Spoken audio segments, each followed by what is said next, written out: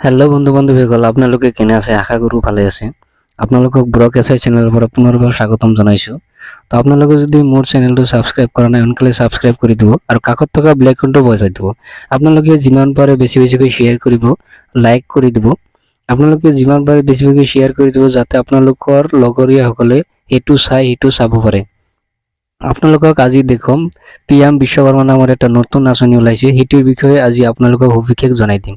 তো আপোনালোকে যিকোনো এটা ব্ৰাউজাৰ ওপেন কৰি ইয়াতে সাৰ্চ কৰিব pmvishwakarma.gov.in। এইটো লিখি সাৰ্চ কৰিব। সাৰ্চ কৰাৰ পিছত আপোনালোকে এইটো ইণ্টাৰফেচ দেখাব। একেবাৰে ওপৰৰ যিটো ইণ্টাৰফেচ আপোনালোকৰ আছে PM বিশ্বকৰ্মা যোজনা গভ স্কিম, তাতে ক্লিক কৰিব। সেইটো ক্লিক কৰি দিয়াৰ লগে লগে আপোনালোকে এইটো ইণ্টাৰফেচ দেখাব।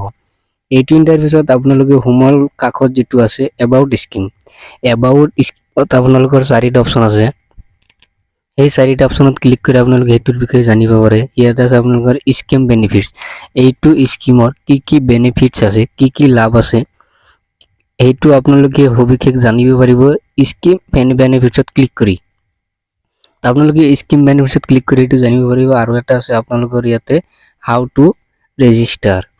আপোনালোকে সেইটোত ক্লিক কৰি কেনেকৈ সেইটো ৰেজিষ্টাৰ কৰিব পাৰিব সেইটোৰ বিষয়ে জানিব পাৰিব। আপোনালোকে প্ৰথম অপশ্যন 1 নম্বৰ ষ্টেপত দেখা পাব আপোনালোকে ইয়াতে mobile number and Aadhaar verification. আপোনালোকে ষ্টেপ নাম্বাৰ 1ত মোবাইল নাম্বাৰ আৰু আধাৰ নাম্বাৰটো দি সেইটো ভেৰিফাই কৰিব লাগিব। এটি ভেৰিফাই কৰাৰ পিছত ষ্টেপ 2 নম্বৰ অপশ্যনত আপোনালোকে ইয়াতে দেখা পাব আৰ্টিজেন ৰেজিষ্ট্ৰেশ্যন ফৰ্ম। 2 নম্বৰ অপশ্যনত আপোনালোকৰ আৰ্টিজেন ৰেজিষ্ট্ৰেশ্যন ফৰ্ম এটা আহি যাব, সেইটো ফিল আপ কৰিব লাগিব অনলাইনত। এইটো আপোনালোকে তাতে আপোনাৰ এড্ৰেছ, নিজৰ নাম, father's name, date of birth, village এইবিলাক দি ফিল আপ কৰিব লাগিব। আৰু 3 নম্বৰ অপশ্যনত আপোনালোকে দেখা পাব ইয়াতে আপোনালোকে 3 নম্বৰ অপশ্যনত যিটো দিকা আছে PM ৰেজিষ্ট্ৰেশ্যন চাৰ্টিফিকেট বা PM বিশ্বকৰ্মা চাৰ্টিফিকেট, সেইটো আপোনালোকে দুটা কৰাৰ পিছত 3 নম্বৰটো আপোনালোকে চাৰ্টিফিকেটটো পাই যাব।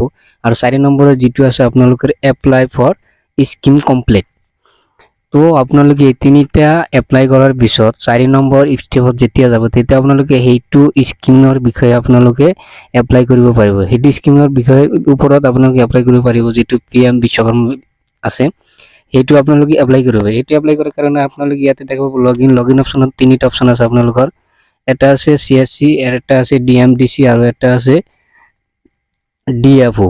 তো আপোনালোকে যিটো একেবাৰে প্ৰথমত আছে আপোনালোকৰ CSC অপশ্যনত ক্লিক কৰি আপোনালোকে এইটো CSC ID আৰু লগইন পাছৱৰ্ড দি এইটো লগইন কৰিব লাগিব।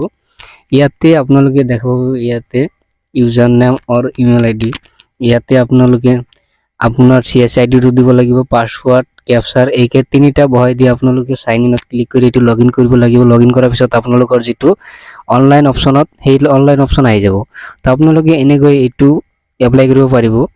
তো আপোনালোকে কেনেকৈ এপ্লাই কৰিব লাগিব নেক্সট ভিডিঅ'ত আপোনালোকে জনাই দিম।